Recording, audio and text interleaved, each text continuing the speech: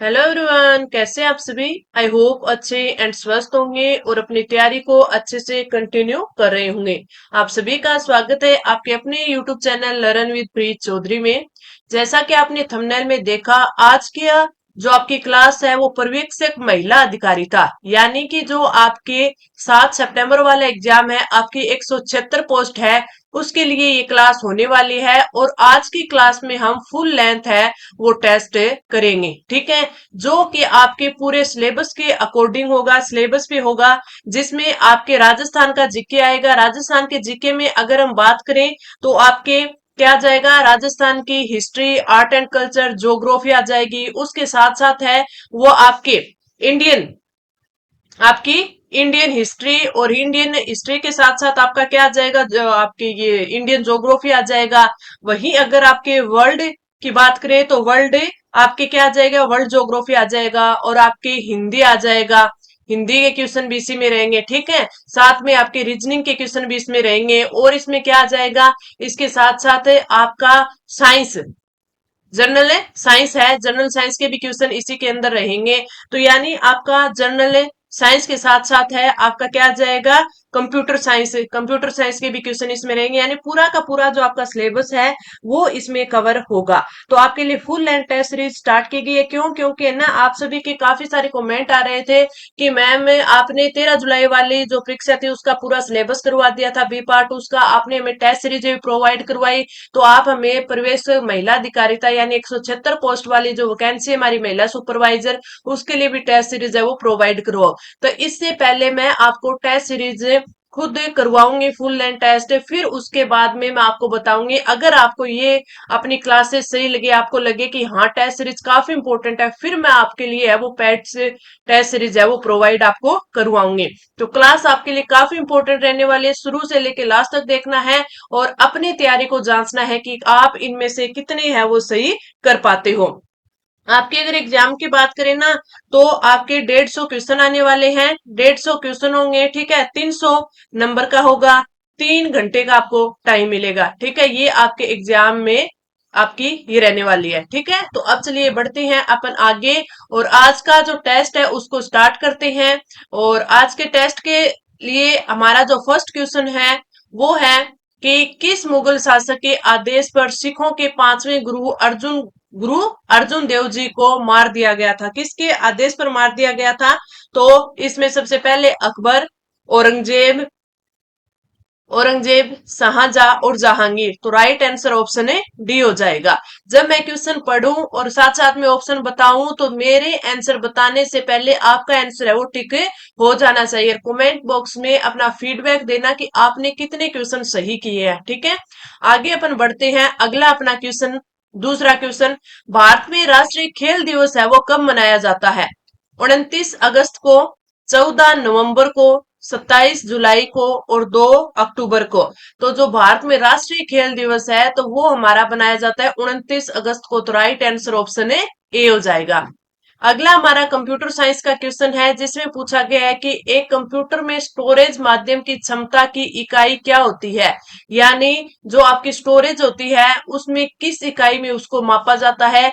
Bite, bit, kilo और pixel. तो आपका जो राइट आंसर हो जाएगा वो क्या हो जाएगा? बाइट। राइट आंसर ऑप्शन है ए हो जाएगा, बाइट में, ठीक है। अब आप कमेंट करके बताना कि जो एक बाइट है उसमें कितने बिट होते हैं।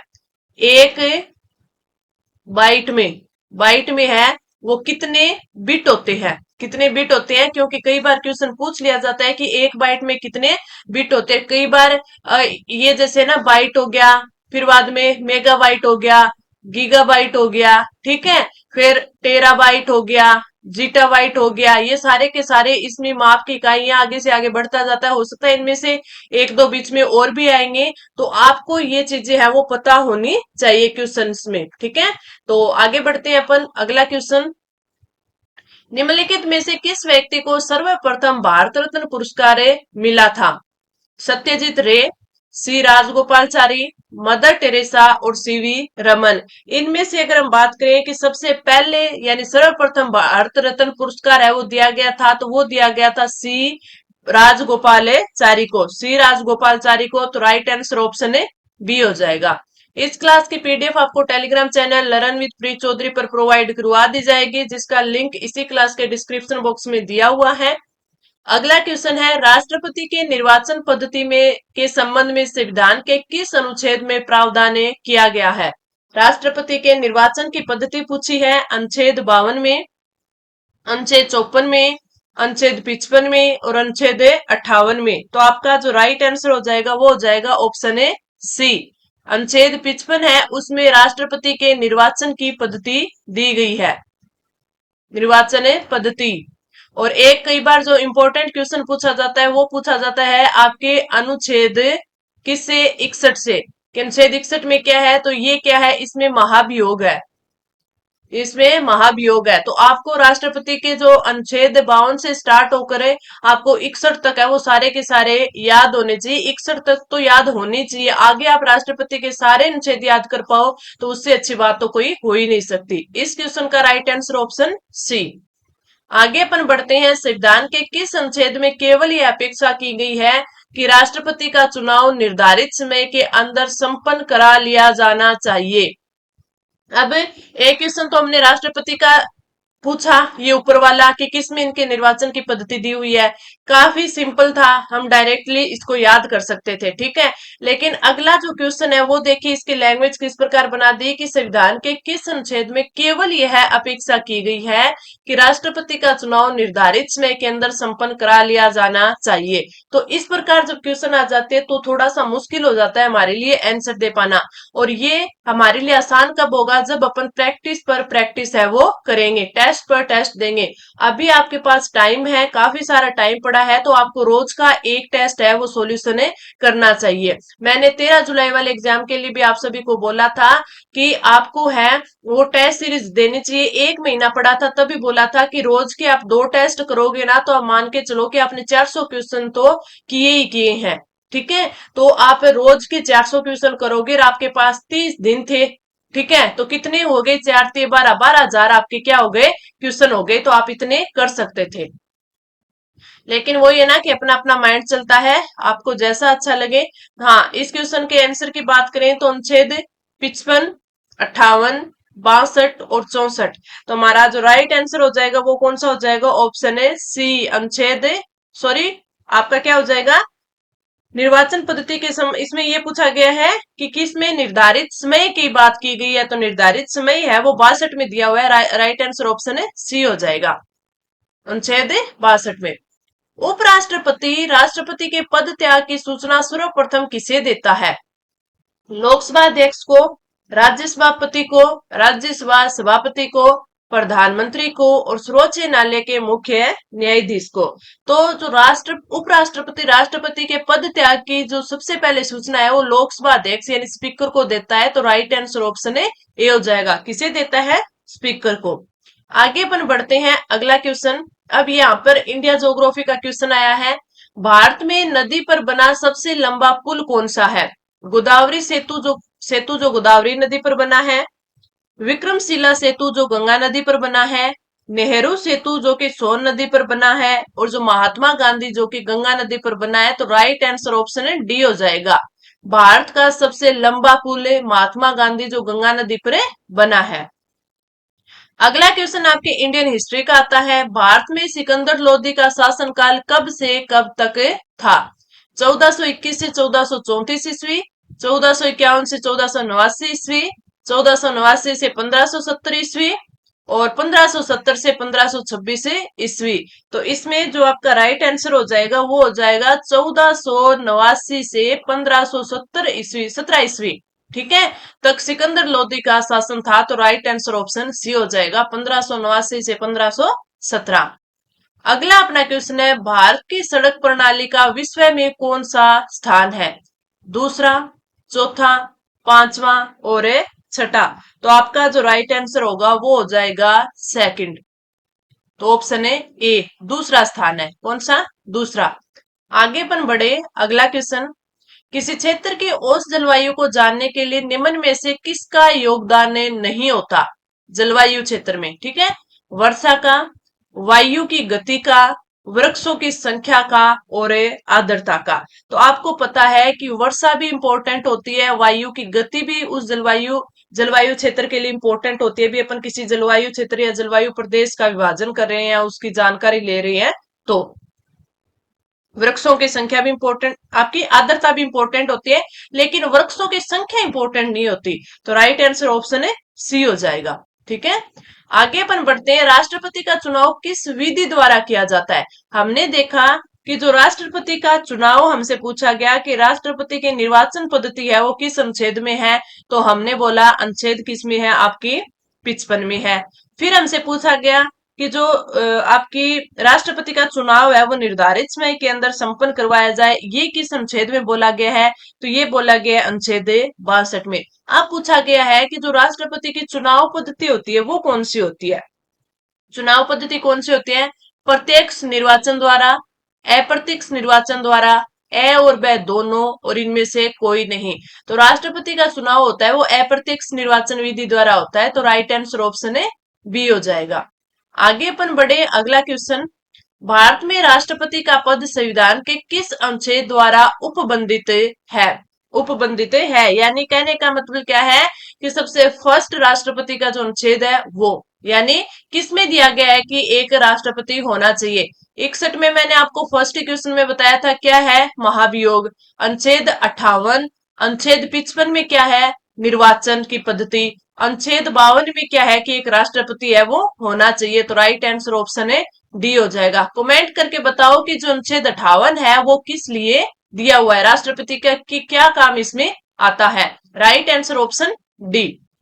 अगला क्वेश्चन, निम्नलिखित घटनाओं का सही कालानुक्रम बताइए।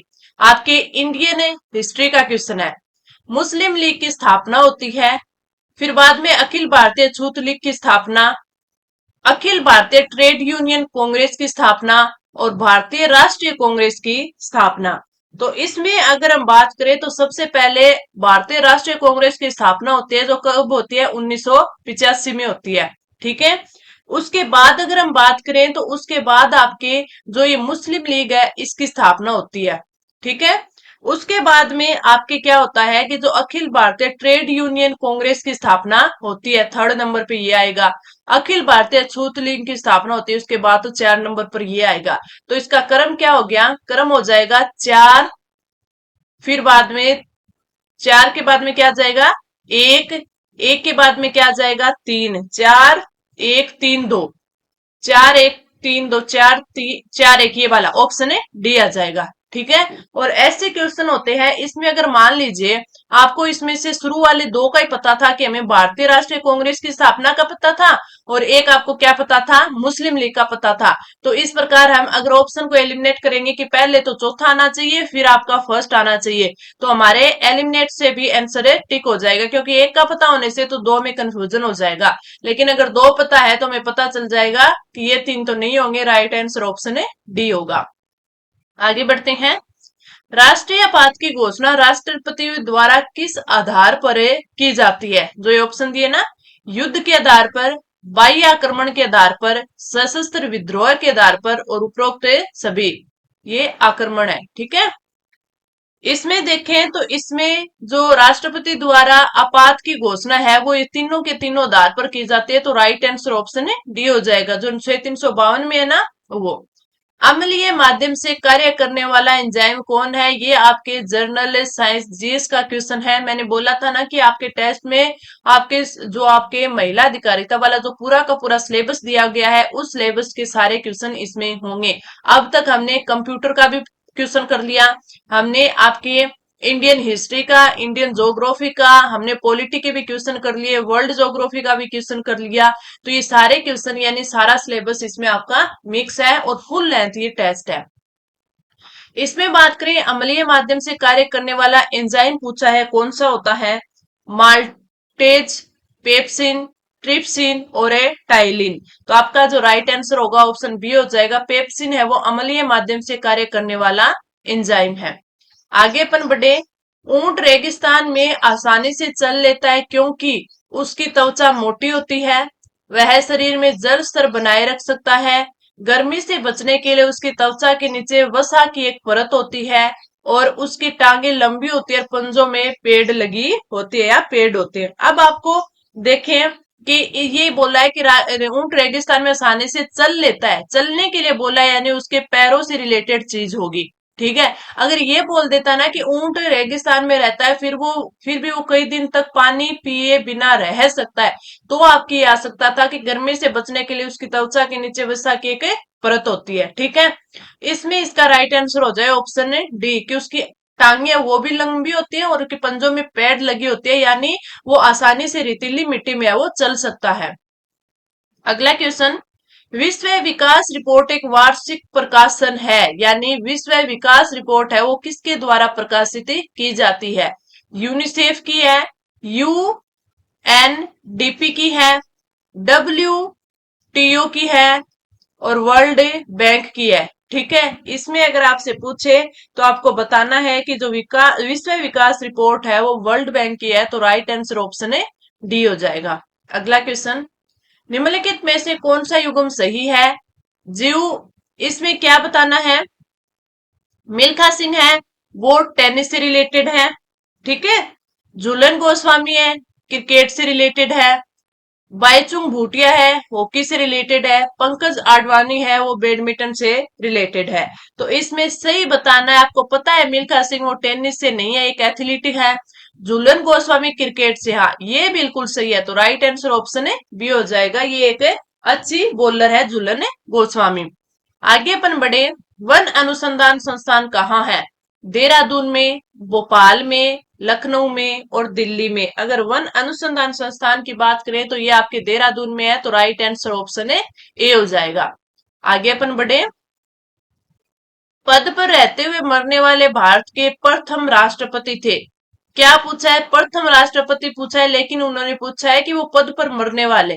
जाकिर हुसैन, वीवी गिरी, बसप्पा दनप्पा जट्टी और शंकर दयाले शर्मा। तो आपका जो राइट आंसर हो जाएगा वो हो जाएगा ऑप्शन है ए, जाकिर हुसैन। पद पर रहते हुए मरने वाले फर्स्ट प्रथम राष्ट्रपति थे जाकिर हुसैन, जिन्होंने पॉकेट वीटो का यूज किया था, इसके लिए भी ये जाने जाते हैं। आगे बढ़े, अगला क्वेश्चन, निम्नलिखित में से वह अधिकार कौन सा है जिसकी गणना भारत के संविधान में नहीं की गई है, लेकिन उच्चतम न्यायालय ने उसे मौलिक अधिकार बताया है? जीवन का अधिकार, सार्वजनिक रोजगार के मामलों में अवसर की समानता, व्यक्तिक स्वतंत्रता का रक्षण और स्थायी आवास का अधिकार। अगर हम इसमें बात करें तो ये मौलिक अधिकार तो नहीं है, लेकिन आपके सुप्रीम कोर्ट ने इसको मौलिक अधिकार बताया है, वो है स्थायी आवास का अधिकार। राइट आंसर ऑप्शन है डी।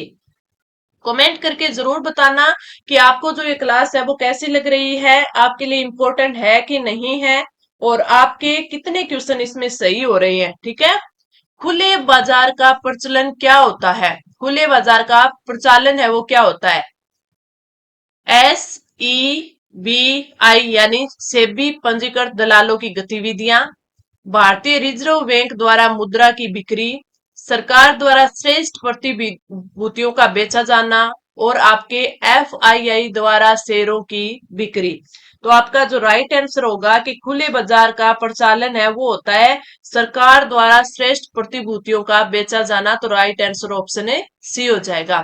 अब आप कमेंट करके बताना कि जो सेबी है उसकी स्थापना है वो कब की गई?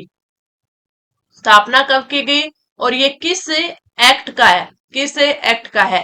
अब ये मैं जब क्वेश्चन में आपको पूछती हूँ उसका मीनिंग क्या होता है, अब मैं आपको बता देती कि सेबी की स्थापना इस टाइम हुई थी और इसका हेडक्वार्टर यहाँ पर है और इसकी इस एक्ट के साथ है वो स्थापना हुई थी। ठीक है। तो ये क्वेश्चन है जो बच्चे ढंग से पढ़ रहे हैं वो तो इसमें याद कर पाते, ठीक है, या फिर वो बता भी देते उनको पता होता। लेकिन जिनको नहीं पता है, इसमें सभी बच्चों को नहीं पता होगा ना, तो जो नहीं पता है ना वो क्या करेंगे कि इसको गूगल कर लेंगे, देखेंगे कि कहाँ है, तो उनको ये याद होगा कि हाँ हमने गूगल किया था तो हमें पता है कि ये कहाँ होगा। लेकिन मैं बता दूंगी तो उतने बताने से उनको कोई फर्क नहीं पड़ेगा, वो भूल भी जाएंगे। इसलिए अपने द्वारा कोई चीज सीखी होती है वो ज्यादा टाइम तक हमें याद रहती है। अगला, वरना तो मेरे को तो बताना ही है, आगे कोई और इससे रिलेटेड क्वेश्चन आएगा तो मैं आपको बता दूंगी। कौन से शासकों ने एलोरा मंदिरों का निर्माण करवाया था? चालुक्य, सुग, राष्ट्रकूट और पल्लव। तो अगर हम बात करें कि कौन से शासकों ने एलोरा मंदिरों का निर्माण करवाया था, तो वो करवाया था राष्ट्रकूट राजवंश ने, राष्ट्रकूट शासकों ने। भारत के राष्ट्रपति संसद के दोनों सदनों को प्रथम स्तर के प्रारंभ में कब संबोधित करते हैं? प्रतिवर्ष, लोकसभा के लिए प्रत्येक आम चुनाव के बाद, ए व बी दोनों, और न ए और न बी। तो अगर राष्ट्रपति की बात करें ना, तो जो भारत का राष्ट्रपति है वो संसद के दोनों सदनों यानी लोकसभा और राज्यसभा को प्रथम स्तर के प्रारंभ में कब संबोधित करते हैं? तो वो हर साल भी करते हैं यानी प्रत्येक साल, प्रतिवर्ष, और लोकसभा के लिए जब प्रत्येक आम चुनाव के बाद उनको संबोधित करते हैं। तो आपके ए और बी दोनों हो जाएगा, राइट आंसर ऑप्शन है सी। अगला क्वेश्चन है, संविधान के किस अनुच्छेद के अनुसार भारत का एक राष्ट्रपति होगा? अब इसकी लैंग्वेज थोड़ी सी चेंज करके क्वेश्चन दोबारा आ गया। अनुच्छेद 52, अनुच्छेद 53, अनुच्छेद 54 और अनुच्छेद 61 है। तो राइट आंसर ऑप्शन है ए हो जाएगा। भारत में राष्ट्रपति होगा, ये किस में दिया गया है? अनुच्छेद 52 में दिया गया है। राष्ट्रपति पर महाभियोग होगा, ये अनुच्छेद 61 में दिया गया है।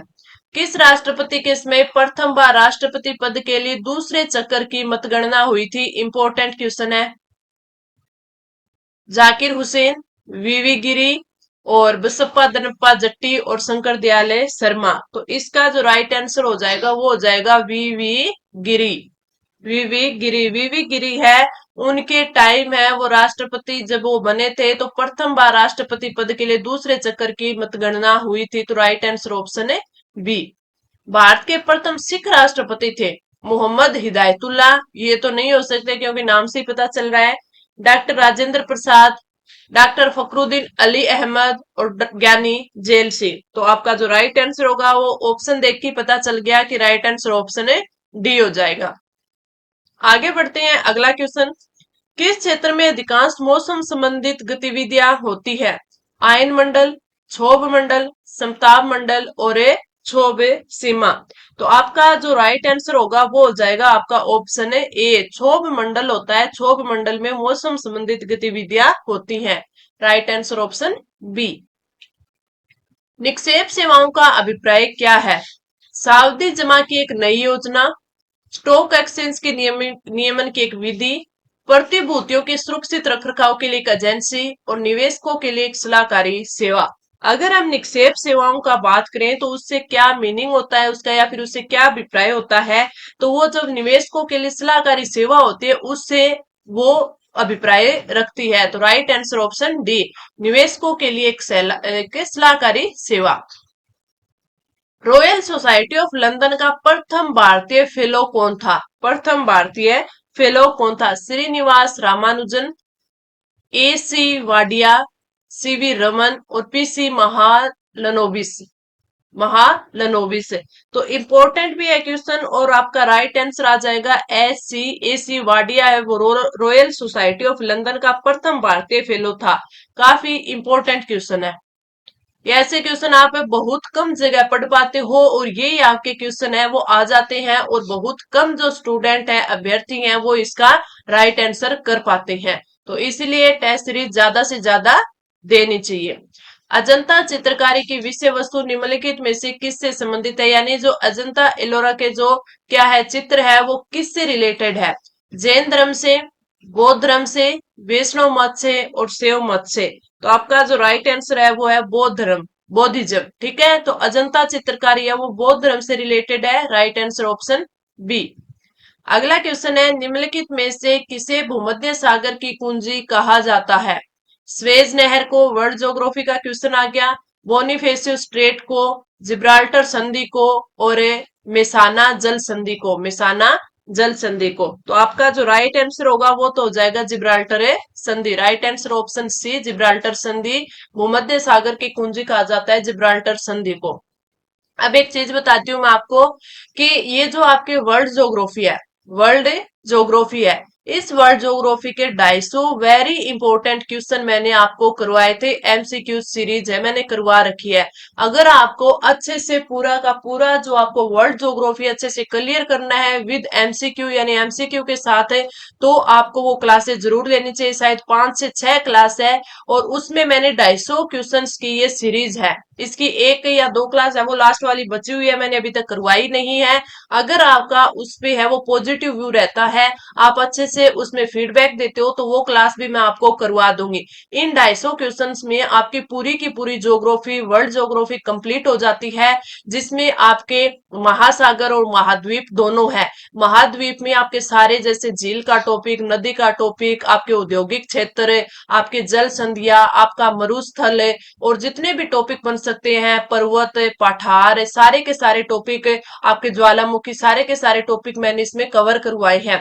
और ये है जिस जैसे मैंने आपको और सब्जेक्ट के क्वेश्चंस करवाती हूँ ना, उस हिसाब से जैसे हमने पठार का कोई एक क्वेश्चन ले लिया, ठीक है, उस पठार में जो भी इंपॉर्टेंट इस क्वेश्चन का राइट आंसर हमने कर लिया, और जो भी इंपॉर्टेंट इसमें और पठार से रिलेटेड क्वेश्चन थे वो मैंने करवा दिए।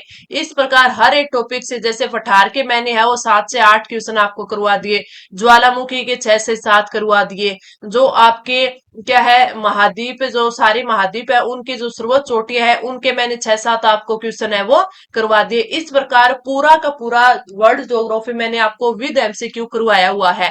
तो आप वो क्लास जरूर देख लेना, वो आपके लिए महिला सुपरवाइजर क्लास के लिए काफी इंपॉर्टेंट है। आपके वर्ल्ड ज्योग्राफी के जितने भी क्वेश्चन आपके महिला सुपरवाइजर में आएंगे वो सारे के सारे इन क्लासों से कंप्लीट हो जाएंगे। इस क्वेश्चन का राइट आंसर ऑप्शन जी दे दिया मैंने। अब अपन आगे बात करते हैं। अगला हमारा क्वेश्चन आता है आपके इंडिया हिस्ट्री का। लगान वसूली की इजारेदारी प्रथा किस मुगल शासक ने लागू की थी? अकबर ने, जहांगीर ने, शाहजहां ने और औरंगजेब ने? राइट आंसर की बात करें तो ये शाहजहां ने की थी, तो राइट आंसर ऑप्शन सी। इजारेदारी प्रथा के बारे में पूछ ले तो ये आपकी शाहजहां ने स्टार्ट की थी। किससे रिलेटेड है तो आप बता सकते हो, लगान वसूली से। लगान वसूली से आपसे संबंधित है। रूप चित्र का निर्माण किसके समय में शुरू हुआ था? बाबर, हुमायूं, अकबर और जहांगीर? तो आपका जो राइट आंसर हो जाएगा वो हो जाएगा अकबर के समय रूप चित्र का निर्माण किया गया था। अब आता है आपके रीजनिंग का क्वेश्चन। नीचे दिए गए विकल्पों में से संबंधित शब्द, अक्षर या संख्या, नहीं कई बार दे देते हैं ना, कोई यहाँ पे डिजिट दे देते हैं, कोई संख्या दे देते हैं, या फिर कोई शब्द दे देते हैं। जैसे इसमें दिया है कि विद्यालय, शिक्षक, यानी जिस प्रकार विद्यालय से शिक्षक है वो रिलेटेड है, उसी प्रकार अस्पताल से रिलेटेड है कौन है, ये हमें बताना है। कई बार यहाँ पर अक्सर आ जाता है, जैसे 25 दे दिया, यहाँ पे 5 दे दिया, यहाँ पे 36 दे देगा, फिर पूछ लेगा इससे रिलेटेड कौन सा है। तो इसमें 25 दिया है, 5 यानी 5 का स्क्वायर है, तो यहाँ पे 6 आ जाएगा, 6 का स्क्वायर है 36 हो जाए। इस प्रकार कई बार यहाँ पे ए बी सी डी ऐसे अक्षर दे दिए जाते हैं, ठीक है। अब इसने पूछा है, इससे रिलेटेड होगा, जैसे विद्यालय से रिलेटेड है शिक्षक, यानी शिक्षक विद्यालय में पढ़ाते हैं, ठीक है। तो अस्पताल से रिलेटेड क्या होगा? डॉक्टर होगा, यानी डॉक्टर है वो अस्पताल में काम करते हैं, तो राइट आंसर ऑप्शन ख हो जाएगा, चिकित्सक, ठीक है। अब अपन आगे बढ़ते हैं। अब यहाँ पे आता है ना कि विद्यालय, यहाँ पे विद्यार्थी आता, तो यहाँ पे अस्पताल, यहाँ पे मरीज आ जाता, रोगी आ जाता। आगे बढ़ते हैं, अगला क्वेश्चन। 19वीं सदी में भूमि की बढ़ती हुई मांग के कई कारण थे, निम्नलिखित में से कौन सा कथन है वो सही है? औद्योगिकरण का अभाव था, बढ़ती हुई जनसंख्या थी, और आवासीय भूमि की आवश्यकता थी, और कुटीर उद्योगों का विनाश। तो आपका जो राइट आंसर है वो क्या हो जाएगा? वो हो जाएगा कि बढ़ती हुई भूमि की बढ़ती हुई मांग, औद्योगिकरण का अभाव, बढ़ती हुई जनसंख्या, आवासीय भूमि की आवश्यकता और कुटीर उद्योगों का विनाश। 19वीं सदी में भूमि की बढ़ती हुई मांग के कई कारण थे, तो इसमें आपका फर्स्ट हो जाएगा, सेकंड हो जाएगा और आपका फोर्थ हो जाएगा। तो राइट आंसर आपका ऑप्शन है सी हो जाएगा, ठीक है। आगे अपन बढ़े, अगला क्वेश्चन। 20वीं सदी में नील उद्योग का पतन हो गया, इसका मुख्य कारण क्या था? कृत्रिम नील के उत्पादन से, लाभ कम होने की वजह से, राष्ट्रीय आंदोलन का शिकार बनने से और सरकार द्वारा कारखानों को बंद कर देने से। तो जो राइट आंसर वो होगा कि कृत्रिम नील की खेती यानी कृत्रिम नील का उत्पादन होने लग गया था तो नील उद्योग का पतन है वो हो गया। तो राइट आंसर हो जाएगा ऑप्शन है ए।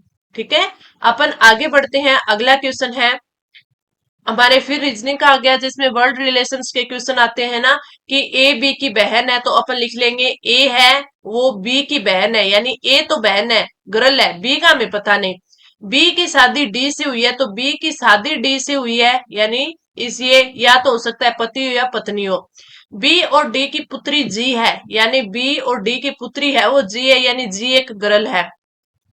जी का ए से क्या संबंध है, अब हमें पता है कि जी का ए से क्या संबंध है, ये बताना है हमें। ठीक है, तो इसमें या तो आपका ऑप्शन हो सकता है बुआ, या ऑप्शन हो सकता है भतीजी। भतीजी। अब जब भी कभी इससे वर्ड रिलेशन वाले ऐसे क्वेश्चन करो तो इस प्रकार उसका डायग्राम बनाओगे कि ए है वो बी की बहन है, यानी बी का हमें जेंडर का नहीं पता कि ये कौन सा है, लिंग नहीं पता, तो हमें ए का पता है, तो ए पे जो ये माइनस का निशान होता है ये होता है, ये क्या है आपके फीमेल है, और प्लस का होता है कि ये आपका मेल है। ठीक है, तो ये फीमेल है, बी और डी की शादी हुई है, बी और डी की पुत्री है जी, यानी जी भी एक फीमेल है। तो अब जी और ए का पता है तो हमें क्या है, या तो ए बुआ है और जी भतीजी है, तो इनमें से संबंध पूछा है बहन, चचेरी बहन, भतीजी और एक पुत्री। तो राइट आंसर मैंने क्या भी बताया था अभी, या तो बुआ हो गया भतीजी हो गई, तो राइट आंसर ऑप्शन सी हो जाएगा। ठीक है, अगला अपन क्वेश्चन चलते हैं। यदि हाउस को ये लिखा जाता है तो चेयर को क्या लिखा जाएगा, जिस प्रकार HOUSE, FQSUC इस प्रकार है, तो इसमें आप में देख लेंगे कि इसमें क्या क्या आ रहा है इसमें। जैसे एफ अपन बोलते हैं ना, ABCDEFGH, ठीक है, फिर STUCDE, यानी एक छोड़कर एक इसमें क्या दिया गया है, अगला वर्ड है वो दिया गया है। ठीक है, और यहाँ पे सेकंड वाले के देखें तो O, बाद में P, फिर Q, फिर इसमें अगर हम देखें तो ST, फिर U।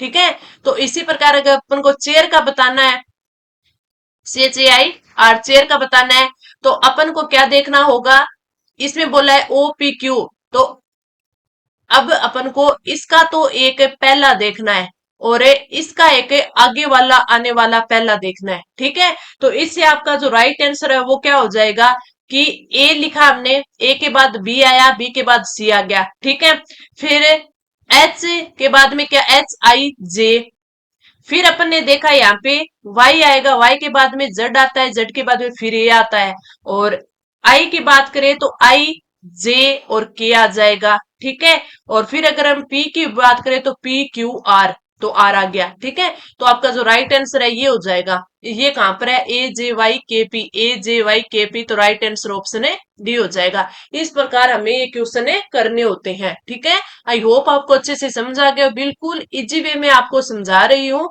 क्योंकि ये मैं आपको यहाँ पे आपके फुल लेंथ का सॉल्यूशन करवा रही हूँ, फुल लेंथ टेस्ट का, ताकि आपको पता चले कि आपके एग्जाम में है वो किस प्रकार के क्वेश्चन आएंगे, किस प्रकार है आपको उनको आपको आंसर उनका करना है। आगे अपन चलते हैं। विश्व का सर्वाधिक ऊंचाई पर स्थित पठार निम्नलिखित में से कौन सा है, ये क्वेश्चन मैंने आपको हमारी जो मैंने आपको बताया ना वर्ल्ड ज्योग्राफी की, मैंने आपको 250 क्वेश्चन की सीरीज स्टार्ट की थी, उसमें सारे के सारे पठार मैंने आपको अच्छे से बताए थे। इसका जो राइट आंसर क्या होना चाहिए, बोल्विया का पठार, कोलंबिया का पठार, तिब्बत का पठार यानी पामीर का पठार, और कोलोराडो का पठार। तो आपका जो राइट आंसर हो जाएगा ऑप्शन सी, तिब्बत का पठार। भारत संयुक्त राष्ट्र में कब शामिल हुआ, यूएनओ में कब शामिल हुआ, 1945 में, 47 में, 1950 में और 1954 में। तो आपका जो राइट आंसर हो जाएगा वो हो जाएगा ऑप्शन ए, 1945 में। अगला क्वेश्चन, भारत में उच्चतम न्यायालय के न्यायाधीश के रूप में नियुक्ति के लिए निम्नलिखित में से कौन सी अर्हता अनिवार्य नहीं है, यानी नहीं है, ध्यान रखना, भारत का नागरिक हो जरूरी है, आयु कम से कम 35 वर्ष हो जरूरी नहीं है, एक या अधिक उच्चतम न्यायालय में कम से कम 10 वर्ष तक एडवोकेट के रूप में प्रैक्टिस कर चुका हो, बिल्कुल सही है, एक प्रतिष्ठित विधि वेतन होना चाहिए, बिल्कुल सही है। नहीं वाली आती है तो आपका राइट आंसर ऑप्शन बी हो जाएगा। 35 वर्ष वाली कंडीशन नहीं है तो राइट आंसर ऑप्शन है क्या हो जाएगा आपका ऑप्शन है बी। अगला क्वेश्चन, उच्चतम न्यायालय ने किस मामले में मौलिक अधिकारों की प्रमुखता राज्य नीति के निर्देशक सिद्धांतों से ऊपर स्थापित किए? कौन सा मामला था? गोलकनाथ का मामला, केशवानंद भारती का मामला, मिनरवा मिल्स का मामला और उपयुक्त सभी मामले। तो जब ये सुप्रीम कोर्ट था उसने मौलिक अधिकारों की प्रमुखता राज्य नीति के नीति निर्देशक तत्व है, ठीक है, डीपीएसपी, इसकी बात करें तो आपका राइट आंसर हो जाएगा ऑप्शन ए गोलकनाथ का मामला। अगला अपना क्वेश्चन है, भारत का प्रधानमंत्री निम्नलिखित में से किस प्रक्रिया से बनाया जाता है? आप सभी को पता होगा, जस्ट अभी आपके ये चुनाव हुए थे 4 जून को जिसका रिजल्ट आया था, तो आपको पता होगा कि किस विधि से निर्वाचन, नियुक्ति, मनोनयन और चयन। तो राइट आंसर ऑप्शन बी नियुक्ति, ठीक है। अगला, निम्नलिखित में से कौन सा एक सैनिक गठबंधन है? आसियान, सार्क, नाटो और नाफ्टा। तो आपका जो राइट आंसर होगा वो हो जाएगा ऑप्शन सी नाटो। नाटो जिसमें अमेरिका इसका हेड है। महावीर स्वामी का प्रथम शिष्य कौन था? ये आपके फिर आपके इंडिया हिस्ट्री का क्वेश्चन आ गया। जमाली, चारवाक, भद्रभाऊ, स्थूलमेंदर, ठीक है। तो आपका जो राइट आंसर हो जाएगा वो कौन सा हो जाएगा? ऑप्शन ए जमाली है, वो फर्स्ट शिष्य था महावीर स्वामी का। अगला क्वेश्चन, इनमें से एक संगीत में माना जाता है, किस वेद को संगीत में वेद माना जाता है? ऋग्वेद, अथर्ववेद, यजुर्वेद और सामवेद। तो राइट आंसर अपना हो जाएगा सामवेद को संगीत वाला वेद कहा जाता है। तो राइट आंसर ऑप्शन डी। टोगुप दर्रा भारत को किस देश के साथ जोड़ने वाला पर्वतीय मार्ग है? अफगानिस्तान, चीन, पाकिस्तान और म्यांमार। तो राइट आंसर क्या होना चाहिए? Right answer option D Myanmar से जोड़ने वाला दर्रा है। नागार्जुन सागर परियोजना किस नदी पर स्थित है? कृष्णा नदी, कावेरी, महानदी और गोदावरी। तो आपका जो राइट आंसर हो जाएगा वो क्या हो जाएगा? ऑप्शन ए कौन सा? कृष्णा नदी, ऑप्शन ए नागार्जुन सागर परियोजना कृष्णा नदी पर बनी हुई है। अगला क्वेश्चन, लीरा किस देश की मुद्रा है? ईरान, इराक, इटली और दक्षिण अफ्रीका। तो आपका जो राइट आंसर हो जाएगा वो हो जाएगा आपका इटली की लीरा है, वो इटली की मुद्रा है। तो राइट आंसर ऑप्शन सी। चंद्रमा पर पैर रखने वाला प्रथम व्यक्ति कौन था? Yuri Gagarin, Neil Armstrong, Alan Shepard, Rakesh Sharma. तो राइट आंसर आपका ऑप्शन है बी हो जाएगा नील आर्मस्ट्रॉन्ग चंद्रमा पर पैर रखने वाला फर्स्ट व्यक्ति था। अपने भारत का बोले तो राकेश शर्मा हो जाएगा, और अंतरिक्ष में जाने वाले फर्स्ट व्यक्ति पूछ ले तो यूरी गागरिन जो कि फ्रांस के थे। राजा राजमोहन राय से संबंधित नहीं थे, सती निषेध से संबंधित नहीं थे, विधवा पुनर्विवाह से संबंधित, अंग्रेजी प्रोत्साहन से और संस्कृत शिक्षा से। तो उन्होंने सती निषेध में भी थे वो, यानी सती का है वो इन्होंने विरोध किया था। विधवा पुनर्विवाह है उनका, इन्होंने क्या किया था? विधवा पुनर्विवाह होना चाहिए इसके पक्ष में थे। अंग्रेजी प्रोत्साहन इसके भी पक्ष में थे, यानी संबंधित थे, लेकिन संस्कृत शिक्षा से नहीं थे। तो ऑप्शन है डी आ जाएगा, ठीक है। आगे अपन बढ़े, फ्रांसीसी ईस्ट इंडिया कंपनी का निर्माण किसके शासनकाल में हुआ था? लुई 13वां, लुई 14वां, लुई 15वां, लुई 16वां। तो आपका जो राइट आंसर हो जाएगा वो हो जाएगा ऑप्शन बी लुई 14वां। अब ये क्वेश्चन आपके फ्रांस की क्रांति में आप अपने चैनल पर देखना, मैंने महिला सुपरवाइजर के लिए वो जैसे रूस की क्रांति, फ्रांस की क्रांति, अमेरिका की क्रांति, पुनर्जागरण, ये टॉपिक आपके डायरेक्ट किसमें आपके वर्ल्ड हिस्ट्री में दिए हुए हैं, ठीक है। और ये टॉपिक अपने चैनल पर मैंने आपको करवा रखे हैं। तो जो मैंने फ्रांस की क्रांति करवाई थी उसमें इस क्वेश्चन करवाया था, यानी मैंने आपको वन लाइनर फॉर्मेट में आपको जो वर्ल्ड हिस्ट्री का पोर्शन है वो लगभग कंप्लीट करवा रखा है। कोई एक आध जो आपके टॉपिक रहे हैं तो वो भी मैं आगे करवा दूंगी। पहले आपके 13 जुलाई वाले एग्जाम के लिए मैंने टॉपिक कंप्लीट करवाना स्टार्ट कर दिया था, क्यों? क्योंकि इसका एग्जाम आगे था। तो जितना भी मैंने करवा रखा है आपको जरूर देखना चाहिए, क्योंकि वर्ल्ड हिस्ट्री, वर्ल्ड ज्योग्राफी काफी अच्छे से मैंने आपको करवा रखी है। अगला क्वेश्चन, निम्नलिखित शब्दों को शब्दकोश में दिए गए क्रम के अनुसार लिखिए, यानी शब्दकोश में। इसमें देखें O R O R O R O R O R सारों में एक साथ आ रहे हैं, तो ओ और आर से तो हम इसका पहचान नहीं कर सकते। आगे अपन करेंगे जी, आई, आई, जी, जी। ठीक है, तो हमें पता चल गया सबसे पहले इनमें से कोई आएगा, पहला, चौथा या पांचवा, क्यों जे आया हुआ है। फिर ए आया हुआ है, इसमें उस शब्द को उसके हिसाब से देखना है। फिर इसमें ए आया हुआ है, इसमें ए आया, एन भी है, एन भी है, एन भी है। तो इसमें सबसे पहला ए आएगा, क्योंकि इसमें एन के बाद ए खत्म हो जाता है। इसमें देखिए एन के बाद आई है, इसमें भी आई है, इसमें सी है और इसमें एस है, यानी फिर चौथा आएगा। फिर आपका पांचवा आएगा। ठीक है, फिर इन दोनों में से देखें कि ओ और आई दोनों में सेम है, इसमें जी है, इसमें ई है, यानी पहले तीन आएगा, फिर आपके दो आएगा। तो ये वाली सीरीज आपके आएगी, तो राइट आंसर ऑप्शन है सी हो जाएगा। ठीक है, 1 5 4 5 3 और 2, तो राइट आंसर ऑप्शन आपका सी आ जाएगा। ऐतिहासिक नगर उज्जैन किस नदी के किनारे बसा हुआ है? नर्मदा, चंबल, सिप्रा और बेतवा। तो राइट आंसर आपका क्या हो जाएगा? सिप्रा नदी के किनारे बसा हुआ है उज्जैन। अगर नर्मदा की पूछ ले तो आपका क्या आ जाएगा? गुजरात आ जाएगा। आगे बढ़े, सांची स्तूप के शिलालेख किस लिपि में है? ब्राह्मी, प्राकृत, भोजताल और होलकर। तो आपका जो राइट आंसर होगा वो ब्राह्मी लिपि में सांची स्तूप के शिलालेख, तो right answer option A. Bharat में राजस्थान में जिस स्थान पर अपना न्यूक्लियर प्रशिक्षण किया गया था, न्यूक्लियर परीक्षण किया गया था, वह है कहाँ किया गया था? राजस्थान में जयपुर, उदयपुर, पोखरण और अजमेर। तो आपका जो राइट आंसर हो जाएगा वो हो जाएगा ऑप्शन सी, पोखरण जैसलमेर में है। वो क्या किया गया था? न्यूक्लियर प्रशिक्षण है वो किया गया था।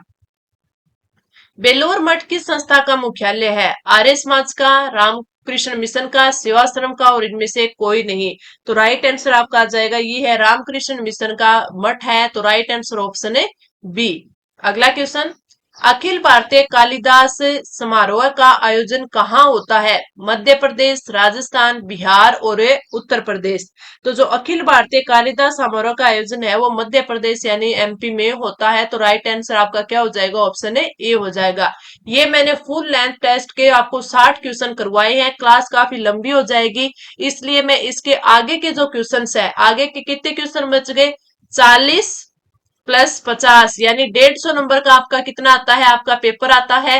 तो आगे के जो आपके क्वेश्चन बच गए वो मैं आपको अगली क्लास में करवाऊंगी। साथ में मुझे ये भी पता चल जाएगा कि आपका इस क्लास के प्रति क्या फीडबैक रहता है। अगर आप अच्छे से इस क्लास को पढ़ोगे, शेयर भी करोगे अपने दोस्तों के साथ, अच्छा फीडबैक दोगे, तो मैं इसकी अगली क्लास आपको जल्दी प्रोवाइड करवा दूंगी। अगर आप अच्छा फीडबैक देते हो तो मैं हर रोज आपके फिर फुल लेंथ टेस्ट है वो स्टार्ट कर दूंगी, और आपके इसमें पैड सीरीज भी आपके लिए प्रोवाइड करवा दूंगी। जिन बच्चों को और ज्यादा प्रैक्टिस करनी होगी तो वो उसको लेकर अपनी प्रैक्टिस है वो कर सकता है। तो बताना क्लास कैसी लगी, अच्छी लगी तो वहां पे लाइक और शेयर करना, और टेलीग्राम चैनल को भी ज्वाइन कर लेना ताकि वहां पर आपको इसकी पीडीएफ प्रोवाइड करवाई जाए। चलिए अब मिलते हैं अगली क्लास में, धन्यवाद।